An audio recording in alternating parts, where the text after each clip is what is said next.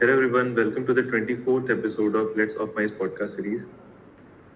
Last 2 weeks से हम लोग पॉडकास्ट नहीं कर पा रहे due to some reason and आज हम लोग लास्ट पॉडकास्ट को कंटिन्यू करेंगे. लास्ट पॉडकास्ट हमने किया था, एक बुक है to sell is human by Daniel H Pink. उसके जो फर्स्ट कॉन्सेप्ट था विच वाज अट्यूनमेंट, उसको हमने डिस्कस किया था लास्ट टाइम. और आज हम उसका next part which is buoyancy, उसको हम डिस्कस करेंगे. तो Pranay, what is buoyancy according to Daniel H Pink? According to Daniel H Pink जो बॉयंसी होता है कि आपका कोई भी एडवर्स सिचुएशन या कोई भी नेगेटिव सिचुएशन है उसमें पॉजिटिव माइंड सेट के साथ अप्रोच करना. स्पेशली इन सेल्स में जब आप जाते हैं तो कितना भी एडवर्स कंडीशन हो या आपको नेगेटिव वहाँ से कॉल्स मिल रहे हैं, कॉल पे नेगेटिव फीडबैक मिल रहा है, लेकिन उसमें भी अपना माइंडसेट को पॉजिटिव रखते हुए फॉरवर्ड ये करना, तो उसको बॉयंसी एक्सप्लेन किया. राइट. सो इस चैप्टर में ऑथर ने डिस्कस किया है कि ग्रेविटी और लेविटी दो चीजें होती हैं. Right. Gravity is something which pools you down हाँ टुवर्ड्स अर्थ हाँ and levity is something which is kind of it pushes you into the atmosphere. ठीक है. तो दोनों ही स्टेट्स जो है वो अच्छे नहीं है. राइट. आप अगर बिल्कुल ही you are all down and all, तो वो भी आप कुछ कर नहीं पाएंगे. राइट. और अगर आप उड़ते ही चले जाओ तो वो भी एक रियलिटी से यू लूज द टच, और फिर वो भी एक डिजायरेबल सिचुएशन नहीं होती. तो ऑथर के अकॉर्डिंग टू कीप अफ्लोट, मतलब बस to keep yourself floating, floating. You need buoyancy. ठीक है. कि ज्यादा मतलब उड़ो भी नहीं और ज्यादा मतलब अटक भी मत जाओ. बिल्कुल बिल्कुल. और सेल्स में बेसिकली बहुत ज्यादा रिजेक्शंस होते हैं. राइट. अगर किसी ने भी सेल्स किया हो तो उसे पता होगा कि जो कन्वर्जन रेशियो होता है बहुत ज्यादा कम होता है और रिजेक्शंस बहुत ही ब्रूटल से होते हैं. बिल्कुल. कभी पर्सनल भी लगता है. राइट. तो उन सब सिचुएशंस में how to keep going, that is very important. That is why buoyancy is very important. ठीक है. और क्या है? और जैसा कि मतलब हम लोग ये कर रहे थे कि फ्लोट का जो ये है, तो बॉयंसी Right. का जो मतलब फिजिक्स में जो हमने ये पढ़ा है कि जो शिप्स होते हैं या जो भी बोट होते हैं तो वाटर पे जो फ्लोट करते हैं और ड्यू टू मतलब बॉयंसी Point. फोर्स ही करते हैं तो भी फ्लोट करते हैं और अपने मतलब क्या बोले एडवर्स कंडीशंस में वो फ्लोट करते हैं. तो सेम चीज़ को उसने अप्लाई किया है सेल्स में, तो वहीं से Right. शायद वो टर्म उसने यूज़ किया. Right. So next topic in this book, what is that? हाँ, फिर उसके बाद उन्होंने 3 कंपोनेंट्स ऑफ बॉयंसी को इंट्रोड्यूस किया था उसमें कि जिसको अप्लाई करना चाहिए हर सेल्स वाले को. तो इसको उन्होंने 3 कैटेगरीज में बांटा. तो एक था कि before going to sales call, तो उसमें यह था सेल्फ इंटोग्रेटिव टॉक. तो ये आपको मतलब एक सेल कॉल पे जाने से पहले कि खुद से क्वेश्चंस जो पूछना होता है, सेल्फ इंटरोगेट करना. कि जिस तरह बहुत सारे ये होते हैं कि जिस तरह सेल्स कॉल पे जाते हैं तो एक टू मच पॉजिटिव एटीट्यूड कि मैं कर ही लूँगा, तो वो क्या होता है कई बार मतलब वो फेल हो जाता है. लेकिन अगर कोई खुद को क्वेश्चन करता है कि क्या मैं ये कर पाऊँगा, तो फिर जब वो एक क्वेश्चन आता है नहीं क्या मैं ये कर पाऊँगा, तो फिर वो खुद उसको आंसर ये करने लगता है कि अच्छा फिर मुझे अगर मैं ये नहीं कर पाऊँगा तो कैसे करना होगा, क्या क्या मुझे वहाँ पे हर्डल्स फेस होंगे. तो वो उससे एक क्वेश्चन से 2-3 क्वेश्चन जनरेट होते हैं, तो वो उसके पास सारे आंसर्स रहते हैं. तो जब वो कोई भी एडवर्स सिचुएशन में फंसता है तो उसको ऑलरेडी पहले से एक आइडिया रहता था कि अगर मैं फंसूंगा तो मुझे उससे कैसे निकलना है, क्योंकि उसने पहले सेल्फ इंटरोगेट किया हुआ रहता था. तो ये एक अप्रोच उसने बताया है कि सेल्स कॉल से पहले करना चाहिए. राइट. सो बेसिकली 3 चीजें हैं सेल्स. अगर किसी को सेल्स में एक्सेल करना है और उसे 3 फेजेस होंगे बेसिकली सेल्स के. ठीक है. बिफोर, ड्यूरिंग और आफ्टर. And after. तो बहुत ही क्लैरिटी के साथ 3 चीजें तो होंगी, राइट? बिफोर होगा, ड्यूरिंग होगा और आफ्टर होगा। बिल्कुल। तो सेल्स के पहले क्या करना है? तो इंटरोगेटिव सेल्फ टॉक। बिल्कुल। बेसिकली सब सब सारे के सारे लोग जो जितने भी लोग हैं, सब लोग खुद से कुछ बात करते हैं। हाँ। मतलब it is like very human tendency to to do this self talk. तो हम जो सेल्फ टॉक करते हैं, खुद से जो बात करते हैं, वो काफी इम्पोर्टेंट है टू द ऑथर। और हम या तो पॉजिटिव कुछ कर सकते हैं, कुछ पॉजिटिव अफर्म कर सकते हैं, बिल्कुल। या तो कुछ नेगेटिव कर सकते हैं। सोच सकते हैं कि भाई आज मान लो कोई इम्पोर्टेंट सेल्स पिच पे जाना है, तो यू कैन टेल योरसेल्फ कि yes you are the best and you can do it, ठीक है, विच इज गुड। मतलब to have self confidence is very good, ठीक है, बट सिर्फ सेल्फ कॉन्फिडेंस से कुछ नहीं होगा। नेगेटिव से तो बेटर है पॉजिटिव होना। बिल्कुल। बट पॉजिटिव से भी ज़्यादा बेटर एक अप्रोच सजेस्ट किया है ऑथर ने, वो ये है इंटरोगेटिव सेल्फ टॉक। उसमें ये होता है, थोड़ा सा काउंटर इंट्यूटिव है, बट उसने ये कहा है कि आई कैन डू इट से बेटर है पूछो can I do it. Can I do it, yes. तो कैन आई डू इट जब इंसान पूछता है खुद से, तो फिर उसके दिमाग में basically it's a question.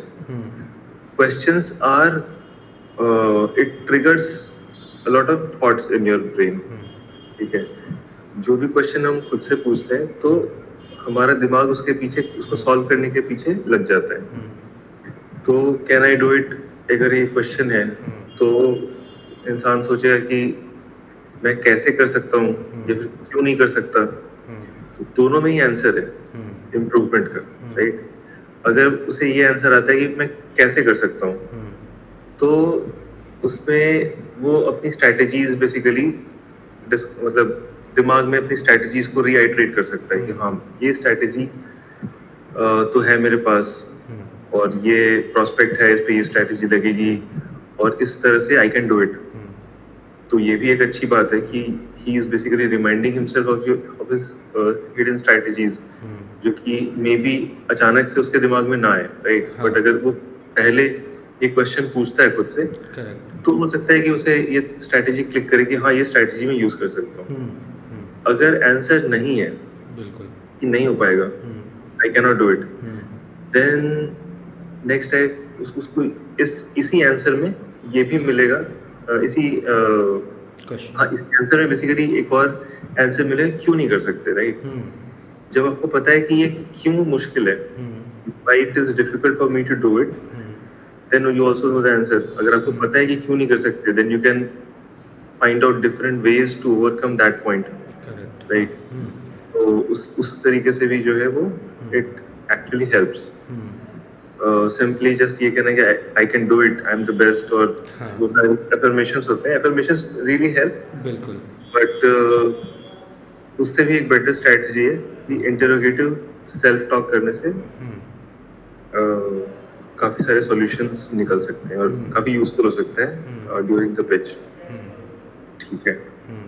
Next during में क्या करते हैं? ड्यूरिंग में मतलब पॉजिटिविटी रेशियो का उसने बात किया है कि मतलब ड्यूरिंग सेल्स कॉल, चाहे आपको मतलब वहाँ से नेगेटिव चीज़ें मिल रही हो कि मतलब अगर वो रेडी नहीं हो रहा है सेल्स कॉल पे, तो भी आपको एक पॉजिटिव अप्रोच, मतलब ऑप्टिमिस्टिक एटीट्यूड के साथ ये रख वहाँ पे सेल्स कॉल को कंप्लीट करना है। ये नहीं कि मतलब वहाँ से अगर आपको ऑब्जेक्शंस मिल रहे हैं तो आप भी मतलब अपना एटीट्यूड नेगेटिव कर लें। वहाँ पे मतलब कुछ भी हो, कैसा भी सिचुएशन हो, आपको हमेशा एटीट्यूड जो अपना वो पॉजिटिव रखना है इस चीज़ में। सो इसमें एक एक्सपेरिमेंट किया था जिसमें कि कोई ब्राजीलियन, एज पर मतलब if I am recalling it correctly, कोई ब्राजीलियन साइकोलॉजिस्ट करेक्ट। तो उन्होंने एक एक्सपेरिमेंट किया था, और basically they are trying to figure out कि what is that positivity ratio that is best for happiness of people. तो उनका ये फाइंडिंग था कि if you are 3 times positive and 1 time negative, Negative. 3:1 का जो रेशियो है that Ratio. Is perfect, perfect. मतलब मिनिमम है, हाँ। ठीक है। लेकिन अगर आप 11:1 के बियॉन्ड जाते हैं ना, बहुत ज्यादा पॉजिटिव हो गए, मतलब हर चीज में पॉजिटिव, बिल्कुल। तो वो थोड़ा सेल्फ डिल्यूजनल हाँ। साइड चला जाता है, और फिर बिल्कुल। आपको ये पता नहीं लगता कि आपको इम्प्रूवमेंट करना है, राइट। बिल्कुल। अगर आपको कुछ नेगेटिव फील ही नहीं होगा तो आप जहाँ है वही रहेंगे, बिल्कुल राइट। बिल्कुल। सब कुछ बढ़िया है, सब कुछ बढ़िया हाँ, चल रहा है ना, बिल्कुल। सेल्स नहीं हो रहा है, कोई बात नहीं, बहुत बढ़िया, ठीक है। तो उसमें भी जो है that is not a desired, desired. हाँ राइट। बिल्कुल। तो 11 के ऊपर नहीं जाना चाहिए, हाँ 3 से नीचे नहीं जाना चाहिए। 3 से नीचे जाने का मतलब है कि फिर तो सेम है। हाँ काफी डिप्रेस हो जाएगा, और मतलब काफी नेगेटिविटी बन हाँ। जाएगी। उसमें उसमें वही था कि मतलब 3:1 से 7:1 तक का जो ये था वो शायद सबसे मतलब बेस्ट का ये था जो राइट। और ये तो हो गया तुम्हारा एक एस्पेक्ट पॉजिटिविटी का, जिसमें कि वो ये कह रहा था कि ये जो रेशियो है ये खुद के हैप्पीनेस की हाँ जरूरत है। बेसिकली बॉयंसी की बात हो रही है ना। बिल्कुल बिल्कुल। बॉयंसी का मतलब ये है कि अब रोज रोज इतने रिजेक्शन आप झेलते हो, हर चीज आपको मतलब आपके अगेंस्ट काम करिए सेल्स में, क्योंकि कोई लेना नहीं चाहता, आप उसको सेल कर रहे हो, बिल्कुल। राइट। तो इंसान काफी नेगेटिव हो सकता है इस सिचुएशन, तो इसीलिए उसका रिकमेंडेशन है कि थोड़ा सा भड़ास निकाल लो, एक बार नेगेटिव होना भी सही है, लेकिन you have to be 3 times positive as you are negative, ठीक है। दूसरा एस्पेक्ट जो उसने कुछ एक्सपेरिमेंट्स करके नेगोशिएशन वाले एक्सपेरिमेंट से डिमॉन्स्ट्रेट किया, कि अगर उसमें ये था कि एक ग्रुप ऑफ MBA स्टूडेंट्स को ग्रुप में बांट दिया, ठीक है। और उनको बोल दिया कि एक मैरिज इवेंट होने वाला है जिसको आप मैनेज कर रहे हो, और जो केटरर है वो आपसे रीनिगोशिएट करने के लिए आ रहे हैं, अच्छा ठीक है। कि आपने $14,000 में सारी बात की थी, अब वो जो है 16,995 रुपए डॉलर्स के बारे में बोल रहा है कि भाई अब रेट वेट बढ़ गया है, मार्केट कंडीशन ठीक नहीं है, और आपको प्राइस हम लोग का बढ़ गया है, आपको लेना है तो लो, नहीं तो दूसरा बायर मेरे पास है, ठीक है। और इन 3 ग्रुप्स में जो मतलब जो वेंडर जा रहा था, एक्टर था, उसको एक्टिंग करने के लिए बोला गया था, 3 अलग अलग टोन्स में उसने बात की। एक में वो काफी पॉजिटिव था, फिर एक में जो है वो कुछ न्यूट्रल टाइप था, और एक में नेगेटिव था। तो इसमें ये देखा गया कि जब उसने जाके ऐसा कहा अपने प्रोस्पेक्ट्स को, मतलब जो भी प्राइस बढ़ जाएगा, निगोशिएशन के लिए जा गया, तो जब उसका पॉजिटिव आउट वो था, एकदम काफी हंस के बोल रहा था, मतलब लाइट था माहौल, एकदम बिल्कुल फ्रेंडली वे में जब उसने बात की, तो उसका जब काउंटर ऑफर्स होता है, जैसे मान लो उसने बोला कि दाम इतना बढ़ गया है, तो MBA स्टूडेंट्स को बोला गया था कि भाई तुम्हें नेगोशिएट करना है, सब कुछ करना है, नेगोशिएशन है, तो काउंटर ऑफर होगा कि नहीं इतना तो नहीं हो सकता, लेकिन इतना में हम कर सकते हैं, ठीक है। तो उसमें देखा गया कि जो पॉजिटिव वाला था ग्रुप, उसमें काउंटर ऑफर्स ना काफी अच्छा जेनरस काउंटर ऑफर्स है, क्योंकि उसने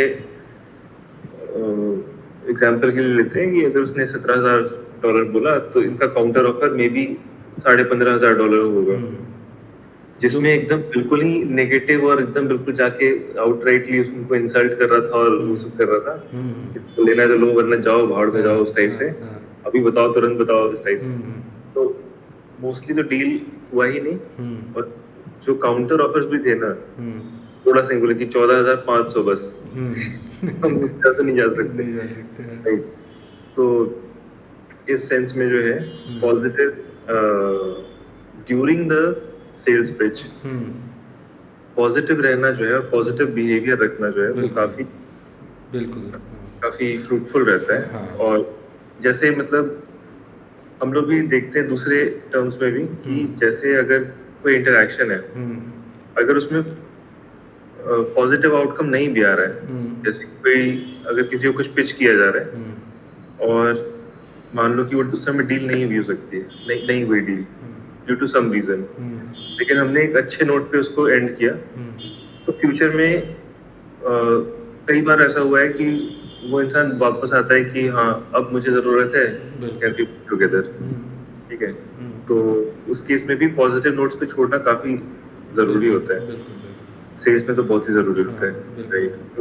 आप कुछ सेल कर रहे हो, उस समय उसकी रिक्वायरमेंट नहीं है, तो या तो बाद में जब रिक्वायरमेंट होगी तब वो हो सकता है वापस आए, या तो किसी और को अगर रिक्वायरमेंट हुई तो वो वर्ड ऑफ माउथ से उसे बता देगा कि हाँ ऐसा कोई सेल्स पर्सन आया था, है ना। बिल्कुल। तो उस सेल्स में हो सकता है। तो पॉजिटिव रहना जो है काफी अच्छा रहता है सेल्स में, ठीक है। लास्ट वाला क्या था, आफ्टर क्या था? आफ्टर था मतलब ये एक्सप्लेनेटरी स्टाइल अच्छा, राइट, बेसिकली कि मतलब सक्सेस और फेलियर्स को आप खुद कैसे एक्सप्लेन करते हैं। सेल्फ टॉक हो गया, उसके बाद फिर आपने सेल्स पिच भी आपने अच्छे से झेल लिया, है ना, और मतलब कर लिया सेल्स पिच अच्छे से। अब सेल्स पिच के बाद जो है आता है आफ्टर सेल्स पिच जो है, वो ये है कि आप उस सेल्स पिच को किस तरह से लेते हैं। बिल्कुल, जो भी कुछ भी हुआ बिल्कुल वो आपके बॉइंट रहने में हेल्प करता है, आपको फ्लोट रखने में बिल्कुल। हेल्प करेगा। अगर आप किसी भी चीज को फाइनल मान रहे हैं, चीज को बहुत ज्यादा आउट ऑफ द प्रोपोर्शन बड़ा मान रहे हैं, किसी भी रिजेक्शन को, या फिर बहुत ज्यादा पर्सनल मान रहे हैं, तो ये चीजें जो है आपको काफी ज्यादा बुरी तरह से अफेक्ट करेंगी और आपको फ्लोट रहने में बहुत ही मुश्किल होगा। क्योंकि मोस्ट ऑफ द चीजें जो भी रिजेक्शन होता है वो काफी सुपरफिशियल सा होता है कि उससे उसको जरूरत नहीं है। बिल्कुल, हाँ। कभी कभी होता है कि मतलब इंसान ही थोड़ा मतलब रिजेक्ट करने के भी तो बहुत सारे तरीके होते हैं ना। You can be polite to other people, but कुछ लोग जो है वो होते हैं मतलब, तो उस समय you can be negative as well. इसमें ऑथर ने काफी इंटरेस्टिंग वो भी कहा है कि मतलब अगर आप जो चीजों को जैसे है वैसे देखना भी जरूरी है। बिल्कुल बिल्कुल। बहुत ज्यादा ही पॉजिटिविटी लेकर के और उससे भी नहीं होगा।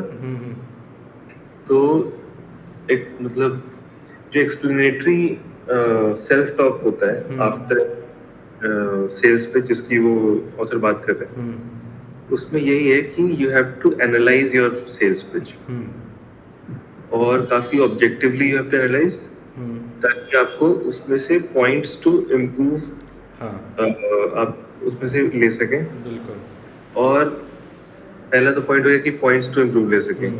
दूसरा पॉइंट ये हो गया कि अगर सेल्स पिच नहीं हुआ, मतलब सक्सेसफुल नहीं रहा, ठीक है, तो आप उस पर ये एनालाइज कर सकें कि इसमें अभी और कितनी प्रोबेबिलिटी है कन्वर्ट की, ठीक है। So you can plan your next course of action for that sales pitch, ठीक है।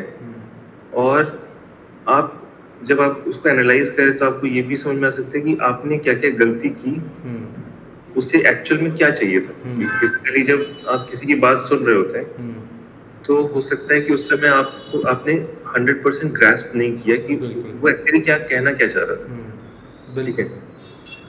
बट बाद में आपको रियलाइज होता है कि अच्छा वो ये चाहता था, और मे बी उस पॉइंट को आपने ड्यूरिंग द कन्वर्सेशन आपने मतलब हैंडल नहीं किया, आंसर नहीं किया, एंड उसके कारण हो सकता है कि सेल्स पिच क्लोज नहीं हो पाई। तो आप इस चीज को एनालाइज कर सकते हैं।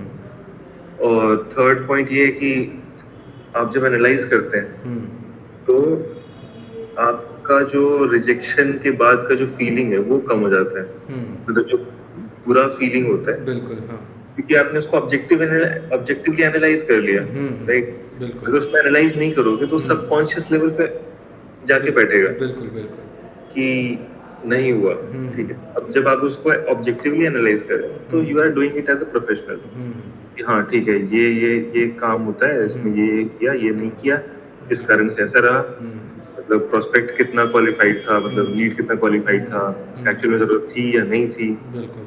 वहाँ हो सकता है पिचिंग के दौरान कुछ गड़बड़ हुआ, बिल्कुल, लगता है कि प्राइस पॉइंट पे था, तो सारी सारी चीजें जो है वो आप यूजफुल चीजें आप उससे निकाल लेते निकाल हैं, सकते हैं, हाँ। और जो नेगेटिव इम्पैक्ट पड़ने वाला था आपके ऊपर, which would bog you down, तो वो नहीं होता उससे। बिल्कुल बिल्कुल। तो इसलिए ये तीनों चीजें काफी इम्पोर्टेंट हैं। और उसके बाद फिर उसने एक वर्कशीट भी दिया हुआ है बुओयंसी के लिए, हाँ जिसमें कि इसमें मल्टीपल क्वेश्चंस है। वो देख क्या क्या क्वेश्चंस है, बहुत इंटरेस्टिंग था ये तो। हाँ हाँ हाँ सैंपल केस, सैंपल केस में, हाँ। और जहाँ उसने बॉब द बिल्डर बॉब का द एग्जांपल बिल्डर, लिया था हाँ वही कि बोला। बिल्डर जो है वो बेसिकली जितने भी बड़े बड़े उनका नाम लिया था कि बिफोर वाले में, सेल्फ टॉक वाले में, कि सब ये बोलते हैं कि yes I can do it, और इस तरह से। बट बॉब द बिल्डर बोलता है कैन आई डू इट, हाँ can I do it. Can we do it. So इसमें 3 क्वेश्चन जो है आपको पूछने हैं। इज दिस परमानेंट, कि ये जो आंसर है इसका, जो पिच के जो आंसर नो है, या फिर उसने जो भी स्टेटमेंट्स दिए during the pitch, is it permanent, कि मतलब हमेशा ही उसका आंसर नो है, या फिर हमेशा ही जो उसने बोला है वो सही है कि नहीं, क्या फिर आज ही ऐसा था कि जो भी स्टेटमेंट उसका ट्रू है या नहीं। बिल्कुल। सो उसके बाद फिर है इज दिस परवेसिव, ठीक। तो बैड रिस्पॉन्स बेसिकली इसका मतलब ये हुआ कि क्या इसको डील किया जा सकता है कि नहीं किया जा सकता है, ठीक है। और तीसरा है कि इज दिस पर्सनल, तो मतलब ये जो रिजेक्शन है ये मेरा पर्सनल है या फिर जनरल है। तो सेल्स वाले तो ऑब्वियसली पर्सनल नहीं होते नहीं होते, बिल्कुल। कभी कभी हो भी सकता है कि अगर लिमिट क्रॉस कर गया और मतलब कुछ ऐसा बोल रहा है तो, बिल्कुल। बट हाँ उसकी से कम होती है। ये वाला जो ये था जो लास्ट वाला कि मतलब सक्सेस और फेलियर वाला, इससे मतलब जिस तरह हम लोग भी बहुत सारे सेल्स में देखते हैं कि जिस तरह मतलब अगर कोई नेगेटिव या कन्वर्ट नहीं हुआ, लेकिन उससे हमें बहुत सारी चीज़ें अगर सीखने को मिली, तो वो मतलब मे बी वो बिजनेस लेवल पे वो नेगेटिव वो हम उसको ये कह सकते हैं, लेकिन पर्सनल लेवल पे अगर मैं सेल्फ डेवलपमेंट हो रहा है तो वो भी एक काइंड ऑफ एक पॉजिटिव चीज़, मतलब हर नेगेटिव कॉल से भी कुछ ना कुछ अगर सीखे और उसको हम दोबारा रिपीट नहीं कर रहे उस गलती को, तो एक वो पॉजिटिव चीज़ लेके ही हम उससे निकल रहे हैं कि हाँ वो तो बिल्कुल सही है कि वो तो बेसिकली पर्सनल लेवल पे जो सेल्स प्रोसेस पूरा सीखना है वो तो इंसान ही सीखता है, राइट। बिल्कुल बिल्कुल। तो ये ऐसा स्किल है जो कि कंपनी अगर इन्वेस्ट करती है तो वो इंसान का ही ग्रोथ होता है, उसमें कंपनी का एज सच कोई ग्रोथ, क्योंकि दिस इज स्किल, राइट। बिल्कुल बिल्कुल कंप्लीटली स्किल डेवलपमेंट थिंग, तो वो तो पर्सनल है। बट ये जो सेल्फ एक्सप्लेनेटरी जो सेल्फ टॉक है आफ्टर द पिच, उसमें जो पर्सनल जो क्वेश्चन पूछ रहा है इज दिस पर्सनल, तो उसमें यही कहने की कोशिश कर रहा है कि जो रिजेक्शन है वो पर्सनल नहीं है, पर्सनल ना ले। हाँ, तो उस सेंस में वो पर्सनल बोलने की कोशिश कर रहा है। कूल। तो बुओयंसी में तो आई थिंक इतना ही है इस बुक में। सो ये हो गया सेकंड पार्ट। थर्ड पार्ट आता है क्लैरिटी। तो ये हम फिर और थोड़ा स्टडी करके नेक्स्ट पॉडकास्ट क्रिएट करेंगे। और एक और चीज मैं बोलना चाहता हूँ कि जैसे जो इस बुक का जो पहला चैप्टर है इंट्रोडक्शन, उसमें ना नॉर्मन हॉल करके एक बंदा है। अच्छा, हाँ, जो वो सेल करता है, जो नॉर्मन हॉल है ना। हाँ शायद से, जो वो डिटर्जेंट या कुछ का ये था, वो क्लीनिंग एजेंट, हाँ क्लीनिंग सेल एजेंट करता है। फिलर मतलब नाम तो रिकॉल नहीं कर पा रहे हम भी। नॉर्मन हॉल नाम है कैरेक्टर का, और ये इस कंपनी का नाम क्या है? Filler brush. अच्छा, हाँ, फिलर ब्रश करके कंपनी है उसका। वो लोग ब्रश का सेल्समैन है, सैन फ्रांसिस्को में है और 75 साल का है। तो बेसिकली ये जो पूरा चैप्टर था उसमें उसने यही जानने की कोशिश की है कि ये एज अ सेल्समैन 40 साल से कर रहा है सेल्स, कैसे मतलब अभी तक कर रहा है, बिकॉज काफी काफी लोग नहीं कर पाते इतने लंबे टाइम तक। करेक्ट, हाँ। वेरी डिमांडिंग जॉब, खास करके ये डोर टू डोर सेल्स करता था ये सेल्स में, बंदा। हाँ, वो जो सबसे डिफिकल्ट सेल हुई है। तो उसके उसमें इसने इसके मतलब ड्यूरिंग अ डे उसने सब कुछ देखा, ऑब्जर्व किया और उसको इसने डॉक्यूमेंट किया है। डॉक्यूमेंट किया है, करेक्ट। तो इस बुक में जो है, जब स्टार्टिंग में ये पूरा का पूरा कॉन्टेक्स्ट चल रहा था इंट्रोडक्शन में कि ये है मतलब नॉर्मन हॉल है, फिलर ब्रश कंपनी है, तो आई वाज वेरी स्केप्टिक कि यार ये क्या बात कर रही है, तो हमें बिल्कुल क्लैरिटी नहीं है। नहीं है, हाँ। तो क्या यूएस का कंटेक्स्ट है ना, हमारा बिल्कुल। हमारा कंटेक्स्ट तो है नहीं। बिल्कुल। तो ये लोकल कल्चर को कुछ ज्यादा ही इम्पोर्टेंस दे रहा है। हाँ। बट जैसे जैसे बुक पढ़ रहे हैं तो वो जो कैरेक्टर है इट्स वेरी इंपॉर्टेंट। अच्छा। कैरेक्टर यही बेसिस पे तो सब कुछ बनाया। जैसे ये जो चैप्टर है बॉयंसी वाला, उसमें वो लोग जाते हैं किसी क्लाइंट को डिलीवरी देने के लिए जिन्होंने सक्सेसफुल सेल्स कर लिया था, और उनके ब्रशेस डिलीवरी करने जाते हैं और लॉयर्स होते हैं बेसिकली। तो उनका जो ऑफिस है उस समय खुला नहीं रहता है, तो उस बिल्डिंग में एक पैंट्री टाइप के एरिया में जाकर के वो बैठते हैं और वो लोग बात कर रहे होते हैं।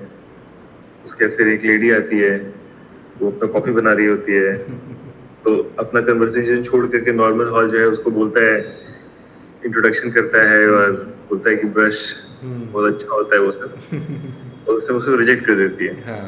नहीं नहीं नहीं नहीं ठीक है, ओके डन, चली जाती है। तो मतलब ये सब कुछ चल रहा होता है और मतलब इसी में उसने सारा एक्सप्लेन किया हुआ। बुक पढ़ने से इनफैक्ट और ज्यादा अच्छा एक्सपीरियंस। बिल्कुल। बहुत छोटी छोटी चीजें बट वर्थ लर्निंग। कूल। तो this was our 24th episode of podcast. So please comment and share and subscribe. See you in the next episode. Thank you so much. Bye-bye. Bye bye.